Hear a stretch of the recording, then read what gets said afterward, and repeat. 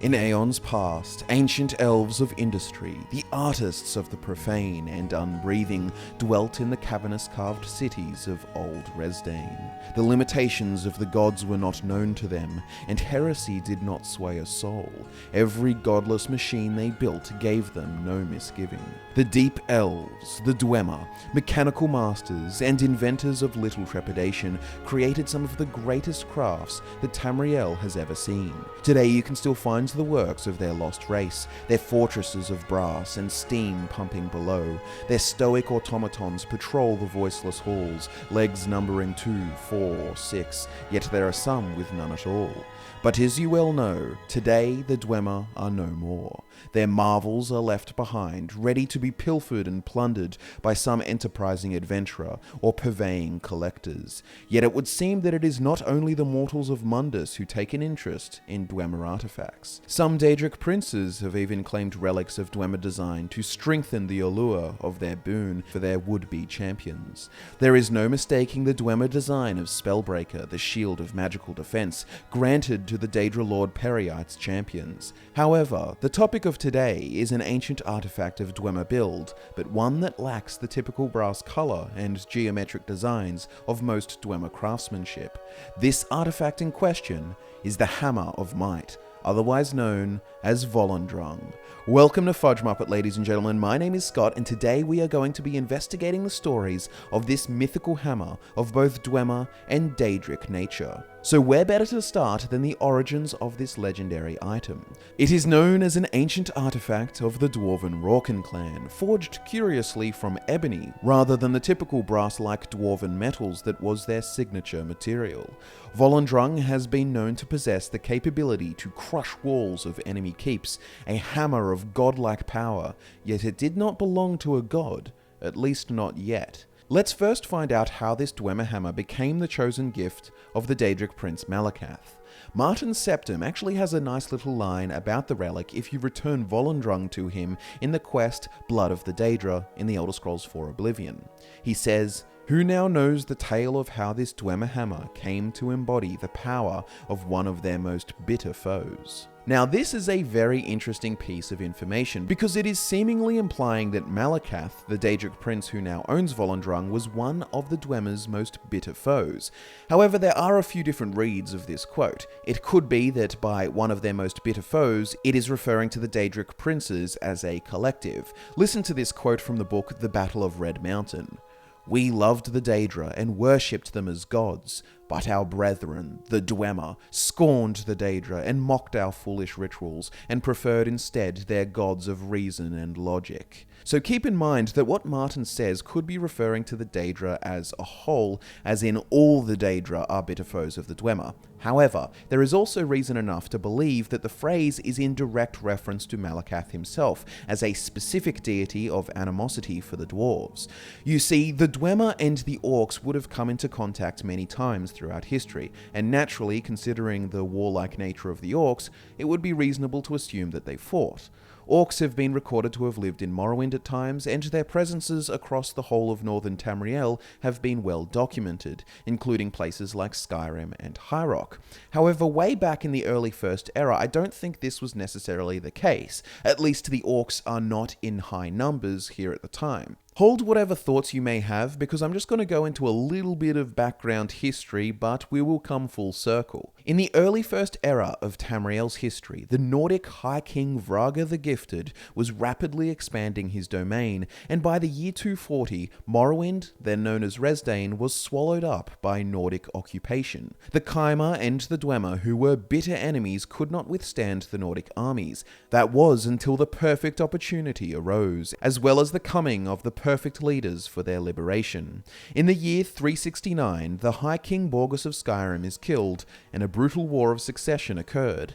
This gave Nordic-occupied Morrowind the perfect chance, and so there was an alliance made between Indoril Nerevar of the Chimer and Dumak Dwarf King of the Dwemer. Together they formed an unlikely alliance between opposed people for a greater cause. By the year 416, the Nords were driven out of Morrowind entirely, and the First Council was formed. However, Clan Rorken of the Dwemer were unwilling to enter a long-standing alliance with their Chimer enemies, so they self-imposed exile and searched for new lands. The Pocket Guide First Edition writes, "Thus the Rorken chieftain threw his mighty hammer Volendrung across Tamriel, promising to lead his clansmen to wherever it should fall." This mythic image has been depicted on the walls of several ruins in Hammerfell, a mass exodus of golden-clad dwarves trudging through the Cyrodiilic forests, Volendrung, a falling star in the night sky before them, urging them on. This is the story that Volendrung is known for. The mighty hammer of Clan Rorken landed in the southern Alakir Desert near Ghilain, and when the Dwemer arrived at the site, they would found the city Volenfell. In the Dwemer language, Volen means hammer and Fell means city, so Volenfell literally means Hammer City, or more eloquently, the City of the Hammer. This name, Volenfell, would later become Hammerfell and be used in reference to the entire province, and conveniently in the common Tamrielic tongue, Fell is the past tense for fall, so it makes a neat name because Hammerfell is quite literally a place where a hammer did fall. Now, in order to bring this story back around to the hammer itself, since we understand its origins in the hands of Clan Rorken, and since we know that Clan Rorken came to modern-day Hammerfell, we can now see how Martin's quote may be given more context. In case you forgot it, I'll read it again.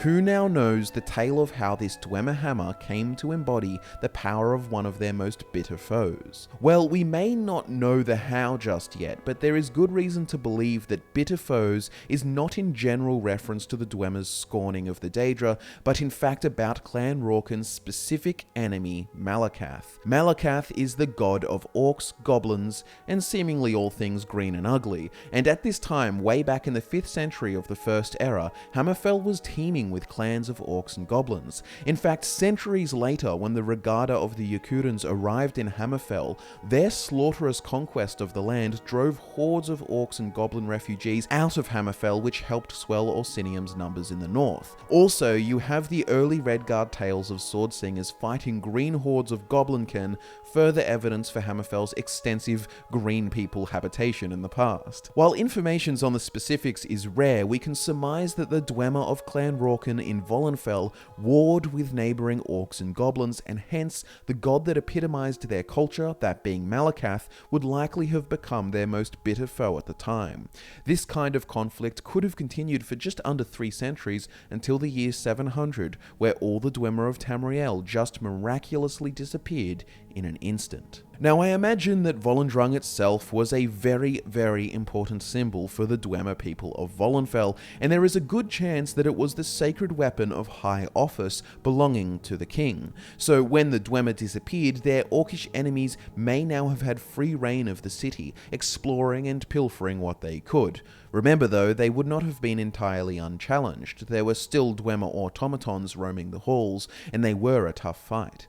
Perhaps they found the site where the king once stood before vanishing, leaving his great hammer all alone. Perhaps it was an orcish champion of Malakath who ventured into this empty city and retrieved Volendrung to offer up as a gift to his lord Malakath.